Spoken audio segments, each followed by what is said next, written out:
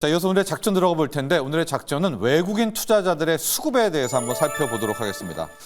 여러분들 지금 외국인 투자자들이 위험 수준에 도달할 만큼 K 주식, 한국 주식을 팔고 있습니다. 8개월 연속 순매도도 순매도지만 우리 이제 증시 보면 외국인들의 비중, 외국인들의 주식을 얼마 들고 있나라는 보유 비중이 있지 않습니까? 이게 지금 상황으로 본다면 빠른 대역전극이 없다면 30%가 깨질 것 같습니다.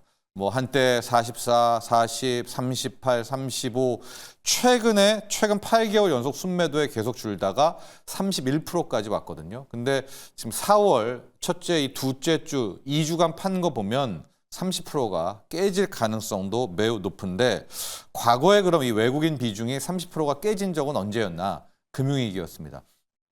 금융위기가 끝나고 2009년에 이제 그때 한번 28%대까지 한번 내려왔었거든요. 16년 이후에 다시 한번 외국인 비중 30%가 위협을 받고 있습니다.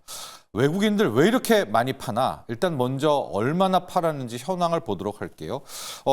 왜냐하면 이제 왜 이 주의를 하냐면 원달러 환율이 어제는 막 1,416원까지 떨어지고 뭐 이제 4개월 내 최저 뭐 이렇게까지 됐는데도 불구하고 외국인들이 계속 파니까 오늘의 이제 주제가 뭘 어떻게 해야 외국인들이 다시 돌아오나 이제 그 이야기를 해보도록 할 텐데요.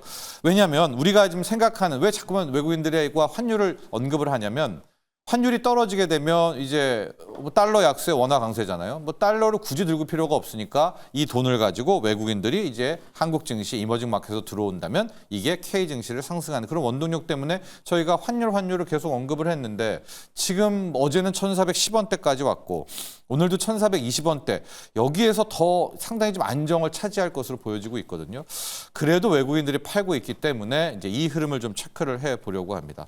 외국인들이 현재까지 8개월 연속 순매도를 하고 있어요. 작년 8월부터 시작해서 올 8월까지 팔고 있고 판 액수가 30조가 조금 넘어요. 30조를 팔고 있습니다. 8개월간 매달 이렇게 연속 순매도를 한 적이 언제냐? 실은 2위 기록이었고 11개월이 1위 기록이 있거든요. 역시 금융위기 때였었는데 2007년 6월부터 2008년 8월까지 당시에 11개월 연속 이제 한국 주식을 팔았고 이제 그 다음에 이제 금융위기 이렇게 왔었는데 지금 4월만 봐도 벌써 첫째 주, 둘째 주에 8조를 팔았거든요. 그렇다면은 남은 이 두 주의 대역전극이 안 나온다면 9개월 연속 순매도라는 또 이 기록을 세울 수밖에 없습니다.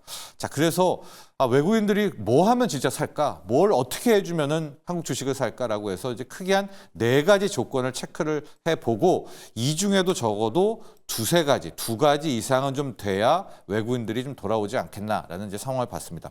첫 번째는 역시 원화 강세입니다. 이건 뭐 K 증시를 사게 되는 앞서도 얘기했지만 대명제나 다름이 없고요. 달러 약세가 본격적으로 확인을 하는 건데 지금 보면 외국인들이 달러 인덱스가 100을 이탈했는데도 아직까지는 이러고 있잖아요. 하고 환율 같은 경우에도 1,400원이 깨짐에도 불구하고 1,410원대에도 불구하고 확실하게 돌아오지 않고 있어서 첫 번째 조건으로 좀 삼은 것이 이 달러 인덱스로 외국인들은 98 라인을 좀 보고 있는 것이 아닌가. 제가 이제 스캔으로 해서 월봉 라인을 잡아놨거든요. 이게 달러 인덱스인데요. 달러 인덱스의 98은 뭘 의미하냐? 지난번에 장중에 한번 요번에 갔다 왔던 월봉에서 이제 98 라인이기도 하고 이게 계속해서 오게 되는 100선보다도 더 중요한 게 98 라인이었었고요. 항상 보면 이 98 라인 쪽 요 선이 있어서 61선이 깨지고 왕창 무너지고 말고 이 트랙을 하다가 왕창 무너지게 되는 요 라인이기 때문에 지금 요 상태에서는 60월봉이죠. 공방을 하다가 또 올라갈 수가 있습니다. 그러니까 외국인 투자자들 입장에서는 아예 60월봉을 완전히 깨서 회복이 좀 불가능한 완전히 좀 이탈하게 되는 이런 국면. 이때가 이제 코로나 때 코스피가 급등했었던 때였었거든요. 완전히 61선 밑으로 좀 빠져주기를 기다리고 있는 것 같아서 첫 번째는 달러 인덱스가 98대선 라인, 요 라인을 한번 깨주기를 좀 바라는 것이 아닌가라는 것을 이제 첫째 조건으로 봤습니다.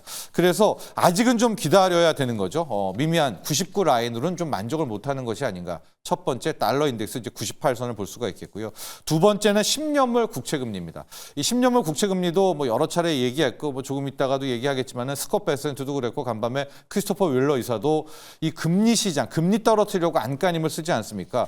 결과적으로 금리의 안정을 이제 상당 부분 기다릴 수밖에 없다 이렇게 보여지는데 금리 금리도 어느 정도까지 떨어져야 되는가?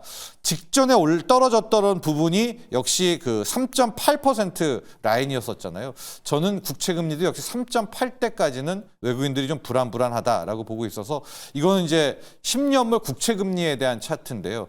여기에서 보면 여기가 3.8 라인인데 이게 이제 파라볼릭 도는 선이거든요. 여기까지 내려오는 요 선까지를 한번 기다리고 있는 것이 아닌가라고 보고 있어서 또 이 3.8 라인은 아주 좀 확고합니다. 여기는 거의 다 살리고 해서 그 선을 깨지 못하면 또 올라가겠구나, 또 금리가 올라가겠구나 이런 것이기 때문에 현재로서는 외국인 투자자들이 금리에 대해서도 전혀 만족을 하지 못하고 있다. 조금 더 확실한 사인을 기다리고 있다라고 보고 있는데 지금은 거의 4.4 간밤에 좀 안정돼서 4.3%까지 떨어지긴 했지만 현재로서는 오히려 한국 주식이라든가 심지어 미국 주식보다도 금 엔화가 확실한 투자처여서 돈들이 안 오고 있다.